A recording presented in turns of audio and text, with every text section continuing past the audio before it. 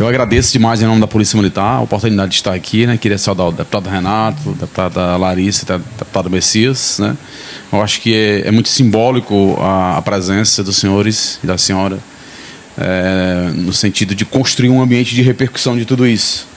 Porque quando a gente avalia violência, a gente poderia dissecar em alguns dimensionamentos. A gente poderia olhar a dimensão da ameaça, a dimensão da vulnerabilidade e a dimensão do risco, né? O risco, o que é o risco? O risco é a soma da ameaça com a vulnerabilidade. Então, o que é uma ameaça na análise de risco, né? Na análise de violência? A ameaça é aquilo que a gente não tem muito domínio, a gente não tem muito controle. Então, todos nós estamos falando aqui sobre a disseminação, né, desenfreada, irresponsável e criminosa, né, vamos dizer, de informações nas redes sociais. Então, isso é fato. Mas é um fato que é muito difuso. É muito difícil controlar isso, porque a internet criou isso. No primeiro dia dessa pandemia, né, eu cheguei a receber para mais de 100 mensagens. Pessoas desesperadas e tal. E às vezes vídeos antigos, vídeos de vários anos, às vezes vídeos de outro estado do Brasil, e as pessoas associavam-se aqui. Então isso é uma ameaça, é algo que é meio abstrato, meio difuso. E existem as vulnerabilidades, são as fragilidades. Por que causou tanto medo? Porque encontrou algumas escolas muito vulneráveis. Encontrou escolas com muros baixos, encontrou escolas sem controle de acessos, encontrou escolas sem uma mobilização interna de identificar problemas que pudesse ter uma resposta qualificada, encontrou o sistema meio que desprevenido para dar respostas que pudesse, de alguma forma, na mesma proporção do medo, desconstruir o medo.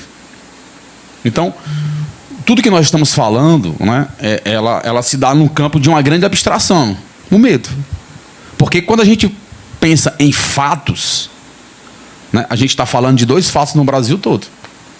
Mas quando a gente pensa em medo, a gente vê todas as escolas em pânico. Então, na mesma velocidade que esse pânico chegou, eu tenho certeza que ele irá sair. A partir de uma abordagem qualificada e, sobretudo, de uma abordagem racionalizada do poder público. Eu acho que esse tem que ser o nosso discurso. Porque a gente não pode perder a nossa capacidade de racionalidade porque todo mundo está com medo, né? Eu acho que as instituições, nesse momento, têm que mostrar o valor social, a prova material do porquê que elas existem, né? E elas existem para criar referenciais de conduta. Então, agora mesmo, eu estou vindo, passei a manhã toda numa fala com todos os comandantes da Polícia Militar do interior, e da capital e da metropolitana. Então, o comandante-geral trouxe todos os comandantes, e hoje, a manhã toda, a gente estava apresentando alguns protocolos do estado do Ceará para assegurar essa tranquilidade, né, à rede pública e particular de ensino. Agora à tarde eu vim para cá, mas eles continuam com o treinamento agora com um oficial do BOP, e amanhã vem 2 oficiais de Santa Catarina. Então, são as instituições deixando ainda mais claro e se fortalecendo para tentar desconstruir o medo que é fruto de uma grande abstração. Então, eu acho que é bacana a gente estar aqui, né? E não sei se está sendo transmitido, mas está sendo filmado, porque na mesma proporção que isso veio de uma grande abstração, a gente precisa desconstruir através de um aparelho ideológico do Estado e simbólico do Estado, de levar para as mentes das crianças, dos adolescentes, dos professores, dos pais, de que se trata de uma grande abstração, de que a escola não se transformou em um ambiente tão inseguro como se quer pregar. A escola continua sendo um ambiente de tranquilidade, de segurança e de proteção, e em nenhum momento a gente pode negar isso. A nossa fala hoje lá com todos os oficiais foi muito disso, de mostrar o quanto que o papel da segurança pública é de proteção. A gente não pode ir para a escola com armas, em punho, para tentar intimidar uma coisa que a gente não sabe o que é. Porque essa ameaça não está lá. O que está lá são crianças com medo, né? E como o medo ele não precisa de uma fonte real para ele produzir os mesmos efeitos, a gente precisa entender isso e, a partir daí, apresentar saídas que sejam razoáveis e sejam legítimas e sejam, sobretudo, racionais. Então, uma das coisas que eu acho que que eu já posso testemunhar aqui, né? Eu sou o comandante do Copac e as demandas acabam, aquelas mais fortes, acabam vindo para mim. Então, eu já posso aqui consolar todas as pessoas, todos os nossos cearenses, de que já houve uma queda brusca na quantidade de medo. Brusca mesmo. Então, assim, se eu recebi, não por baixo, assim, 70 mensagens, 100 mensagens na quarta-feira passada, hoje, quando eu cheguei aqui, que eu passei amanhã, lá dando esse treinamento, fui olhar o WhatsApp aqui, tinha 3. 3. Nesse momento, as minhas equipes já estão lá, de desconstrução do medo. Então, o que foi que dentro desse campo de desconstrução do medo, o sistema de segurança está fazendo? Primeiro, toda a polícia militar foi mobilizada, não para levar intimidação às escolas, não para levar arma para dentro das escolas, mas para, dentro daquilo que é peculiar da força de segurança, ela conseguir atacar a dimensão do medo. E a dimensão do medo a gente ataca com coragem. Coragem gera coragem, medo gera medo. Então, uma das coisas que a gente fala muito no Copac é respeita o medo das pessoas, mas não se alia ao medo delas. Então, o que é que a gente fez? A gente ampliou a capacidade da polícia frente às escolas. Então, a gente colocou viaturas na escola. O que aconteceu? No primeiro momento, as pessoas veem uma viatura e têm medo. Mas devido à força da comunicação, dos canais de comunicação, as pessoas começaram a achar muito interessante e a ficarem muito tranquilas e a ficarem muito felizes com a presença da polícia no entorno da escola. E a gente teve todo esse zelo. A viatura fica ali no entorno da escola. Para quê? Para atacar aquilo que é o vírus do momento, o medo. Então, se medo gera medo e coragem gera coragem, e a polícia estando ali, ela desconstrói o medo, a gente está conseguindo levar a quase zero já a essa quantidade de disseminação de mensagens que geram esse pânico nas pessoas. Isso é um dos nossos protocolos, ou seja, ampliar a sensação de segurança por meio de uma intensa presença da Polícia Militar, da Polícia Ostensiva, e aí a Polícia Civil se aliou, o próprio Corpo de Bombeiro, as guardas municipais. Então a gente fez uma força-tarefa. A gente ampliou a ostensividade. Porque quando eu amplio a ostensividade nos territórios, eu levo aquela ideação de volume de Estado, de stateless, né, de presença de Estado. Então eu aumentei a presença de Estado em todos os rincões.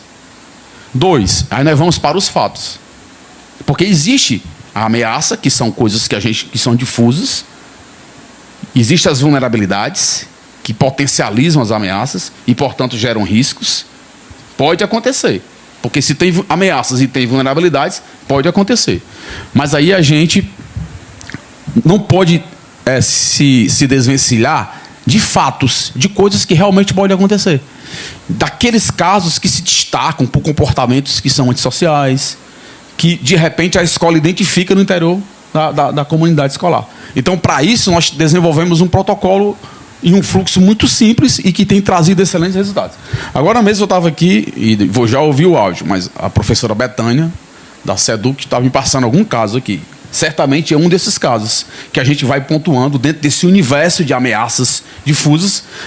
A professora, o professor identifica um aluno que é individualizado, ele tem um comportamento difícil na escola, ele verbaliza a intenção de fazer, ele comunica com alguém que quer fazer. Então, o que é que a gente faz nesses casos? Aí é onde entra o Copac, e entra a DIPRE, e entra as forças especializadas. Então, todas as demandas que inspiram mais confiança, foi esse o protocolo que a gente criou. Se o professor está lá na escola e ele percebe muito medo, mas ele não sabe de onde vem esse medo, ele liga 190. A polícia imediatamente manda a polícia para lá, a viatura para lá, ela fica lá parada. Se o diretor quiser, ela entra na escola, conversa com as pessoas e desconstrói o medo. Mas se esse diretor, com a perspicácia dele, o professor, um aluno, identificou uma situação onde tem um aluno ali que inspira um certo cuidado, aí ele aciona a SEDUC e a SEDUC me aciona. E aí a gente manda o Copac lá, que é uma força mais qualificada, que vai se vincular àquele fato, que o policial tem treinamento para aquilo. E aí a gente vai também com a alma desarmada. Porque isso é importante. A gente não pode tratar esse aluno, sinceramente, às vezes eu sinto compadecimento até. A gente teve uma situação, sexta-feira, lá no José Walter. Uma criança de 11 anos levou uma faca dentro da mochila. 11 anos.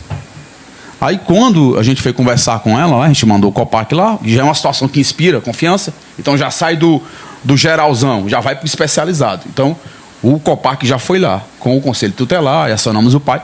A criança disse que tinha sonhado de noite que a escola seria atacada. E ela se preparou e levou uma faca. Então, veja que às vezes eu sou pai, a gente fica compadecido. Porque se espalhou um medo que muitas vezes tem levado com que crianças que nem pensassem nisso, passassem a pensar. Né? E existe também situações, a gente teve uma situação também no Maracanaú, onde 4 jovens pegaram o facão do zelador, aí foram para a sala de aula, botaram o celular para gravar e botaram uma música bem pesada, ameaçadora, e gravaram um vídeo tirando um pouco de onda do momento, né? Às vezes sem dimensionar o quanto que isso é prejudicial e o quanto que isso pode trazer consequências. Então foram identificados. Então é um tipo de caso que inspira confiança. Chamou o Copac foi lá, chamou os pais, chamou os alunos, a gente identificou os alunos, sentou com eles, a escola disse quais seriam as consequências administrativas do fato, e a polícia depois levou para a delegacia para que fossem tomadas as devidas providências também penais. Para quê? Para que haja uma retração no próprio aluno e também nos outros que de repente poderiam estar pensando em fazer a mesma coisa.